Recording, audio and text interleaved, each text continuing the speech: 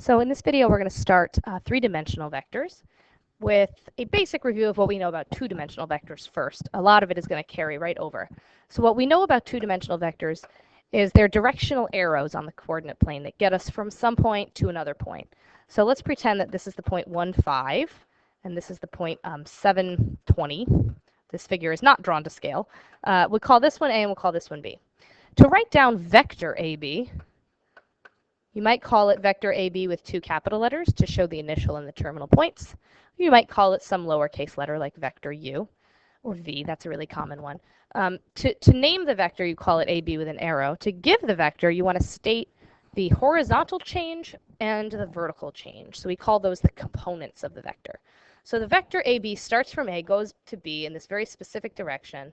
And how far in the horizontal direction did we have to travel to get there? Well, to get from a 1 to a 7, you have to travel 6 units, positive. And in the vertical direction, to get from a 5 to a 20, we've had to travel 15 units. So vector AB, or vector U, if you wanted to call it that, would be 6, 15. Looks like an ordered pair, though it's not. It is a vector. You might also see this component form written vertically, so 6, 15 like that. Or you might see it written with I and J. These are all called component form. They're all equally valid. They all show a horizontal component and a vertical component. And then remember that I could pick up this vector AB and move it anywhere on the coordinate plane, and it's still going to be 6, 15 because you have to go 6 units horizontally and 15 units vertically to get from the beginning of it to the end of it. So that's the direction and the magnitude, and the location of it does not matter. So position does not matter. To get the magnitude of the vector, that would look like this inside of these symbols. The magnitude of this vector would be the square root of the horizontal component squared plus the vertical component squared. And that's just talking about like the Pythagorean theorem, as if you had a triangle where you knew one leg was 6 and the other leg was 15, because that's what horizontal and vertical looks like on the coordinate plane. And you'd be looking for the length of the actual vector, and it's called magnitude when we're referring to vectors. So those are a couple of things we know about vectors we needed to remind ourselves of. To go into 3 dimensions, we're talking about an arrow that might come out of the page or go into the page. So you might have the coordinate plane on a piece of paper, but if you had an arrow that started from 0, 0 and came out of the page toward you, that would be a vector in 3 dimensions. It's really hard to draw, and it's sort of hard to visualize too. But I'll tell you, it's not that important that you can picture it or draw it, because it's just the same subtraction and square rooting that we've done with 2-dimensional vectors. You should be able to do the math even without being able to draw 3 dimensions or draw a 3-dimensional vector. So here are some things that are the same, and again, you don't really need to worry about the picture. It's trying to show you a vector that's coming out of the page toward you. That's what the red line is. But to name a 3-dimensional vector, you're still going to use a lowercase letter. You'll put the arrow symbol over it, and you'll just give 3 components instead. So a horizontal component, a vertical component, and then a z component, which is like depth. And you just tack it onto the end of your vector. If you're trying to use vertical notation, it would be x, y, z. And indeed, if you're trying to use the I and the j notation, it would be I and j and k would be the 3rd component.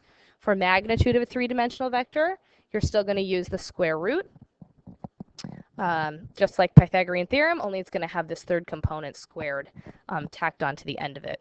And just to remind ourselves, like if I to go back to the first slide, when you're trying to find a vector, like this one was 6, 15, you can get there easily without drawing it simply by subtracting, right? To get the 6 and to get the 15, you could subtract. In this case, it was the 7 minus 1, right? So the ending point minus the beginning point. Terminal minus initial. If you need to write that down for yourself. So terminal minus initial. Terminal, sorry, minus initial will get you a vector in component form if you know the ending point and the beginning point. So that's going to matter in 3 dimensions as well. You could just take your z and minus z, y minus y, and x minus x to find your new vector. Some other things that are still the same from 2-dimensional vectors. You can multiply a vector by a scalar. A scalar here just means a constant. I'm just going to get rid of that line I randomly did. A scalar just means a constant. So if you had vector u defined as the vector, let's say 1, 2, 3, you can multiply it by any constant, like 7, for example, just by distributing that constant. So 7, 14, 21. This vector is bigger than the original vector, but it does go the same direction as it. So it's important to remember from the previous chapter that a vector that is a scalar multiple of another, so a vector that is a scalar multiple of another, or vectors that are scalar multiples of each other, is parallel to it. And parallel with vectors doesn't mean the same thing as what you think of with lines, because in vectors, a parallel vector could actually be right on top of the original vector. It just means here that they go the same direction, because vectors, remember, position doesn't matter. I can drag it anywhere on the coordinate plane, and it would be the same vector. And if they're not directly on top of each other, then you can easily see why they'd be called parallel vectors. They do go the same direction as each other. So anytime that one vector is a scalar multiple of another, you know that they're parallel. If one's negative and one's positive, then they go actually opposite directions, but they're still parallel. So that's why we use parallel rather than go the same direction there. Another thing that's still true is you can add two vectors together. Just like we did with two-dimensional vectors, you just add the horizontal components together, add the vertical components, and in this case, you'll also add the z component. So for example, at the bottom, we have u and v defined. So vector u plus vector v here would be 6, because that's 2 plus 4, 0, because that's 3 plus negative 3, and 6, because that's negative 1 plus 7. So you can add vectors together to get a new vector, simply by adding the components. You can find a vector between 2 points, just like we did on the very first slide where we would subtract terminal minus initial. So if you're going to do the terminal point minus the initial, you have to pay attention to where your vector is starting and ending. So in this case, they're asking us for vector AB, which means it's starting at A and ending at B. So we should subtract the numbers from the B point minus the A point. So 4 minus 2 is 2. Negative 3 minus 3 is negative 6. And 7 minus negative 1 is 8. And feel free to write your vectors in this form if you like, or 2i minus 6j plus 8k. Any of those is the correct answer. And it's kind of nice to write it in a different notation here to make it look different than the 2 points that were given at the beginning. So this a and this b are points, capital letters that are italicized like that. But these answers are vectors.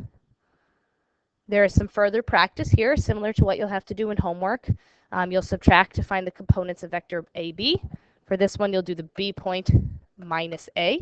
And then for the other one, you'll do A minus B, right? So that's what this is, and that's what this is. You could do 3 times your vector.